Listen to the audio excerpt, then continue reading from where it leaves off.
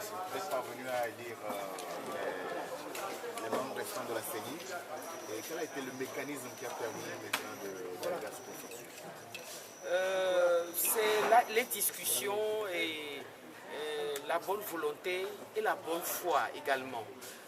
Je crois que c'est ces qualités, ces principes qui nous ont manqué jusque-là. Vous avez vu qu'on n'en menait pas large au début de cette discussion. Il y a eu des rebondissements et autres, mais lorsque, depuis la suspension de la séance, la dernière fois, dans la colère pour beaucoup de députés, notamment des députés de l'opposition parlementaire, les débats, les discussions ont continué et chacun, ou bien chaque groupe, la majorité et l'opposition, faisant preuve de bonne foi et de volonté de parvenir à un consensus, nous y sommes arrivés. Ça voudrait dire, et c'est la preuve, qu'au Togo, nous pouvons régler les grands problèmes qui se posent à nous de cette manière-là. C'est vrai que cela ne s'est pas passé comme tout le monde l'aurait souhaité.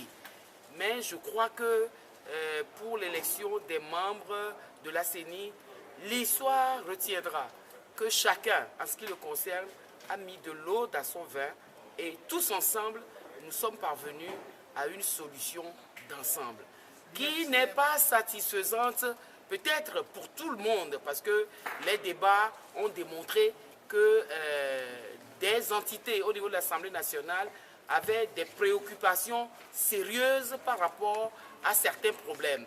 Mais tout le monde s'est dépassé et tout le monde a donné de sa bonne volonté et nous sommes parvenus à ce résultat-là que nous devons de saluer tous ensemble tels que nous sommes Togolais, que nous sommes de saluer.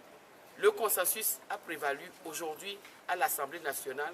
Nous souhaiterons, en tout cas, en ce qui concerne le groupe parlementaire ANC-ADI, que ce consensus qui a été obtenu à l'Assemblée nationale puisse continuer en ce qui concerne les réformes que nous estimons être très, très importantes pour les échéances électorales à venir. Y a-t-il encore quelque chose au sein de cette CENI qui pourrait susciter un jour la contestation de la part du groupe ANC-ADI? Je ne le sais pas. Nous venons de voter, élire les 17 membres de la CENI. Moi, je souhaiterais qu'on les laisse prendre fonction. D'abord, ils n'ont pas encore fait. Prendre fonction, commencer le travail et nous aviserons. Dans tous les cas, nous avons l'habitude pour nous. Ce qui est bien fait, nous le disons. Ce qui est mal fait, nous le dénonçons également. Et nous resterons dans cette logique-là pour ce qui concerne le travail qui sera fait par la CENI que nous venons de mettre en place. Vous visez la présidence de cette institution? Je ne suis pas membre de la CENI.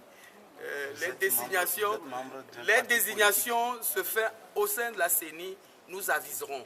Pour ce qui me concerne, je crois que les discussions que nous avions eues ici au sein de l'Assemblée nationale ne devaient pas être interrompues.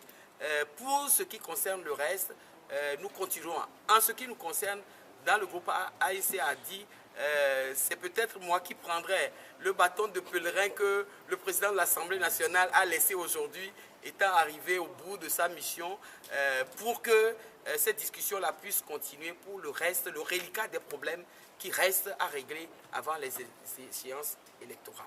À l'Assemblée nationale. Oh, le dialogue a lieu à l'Assemblée nationale pour ce qui concerne la CENI. Parce que vous savez, la réforme le renouvellement de la CENI ne fait pas partie des réformes constitutionnelles. Le renouvellement de la CENI fait partie de l'aménagement du cadre électoral. Le problème des réformes reste constitutionnel et institutionnel, reste entier. Et donc, je dis que nous n'avons pas fini de ce côté-là, et cela va commencer.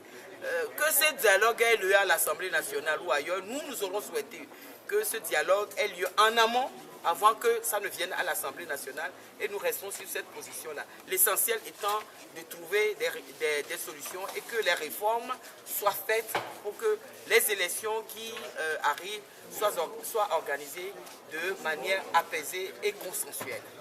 Merci.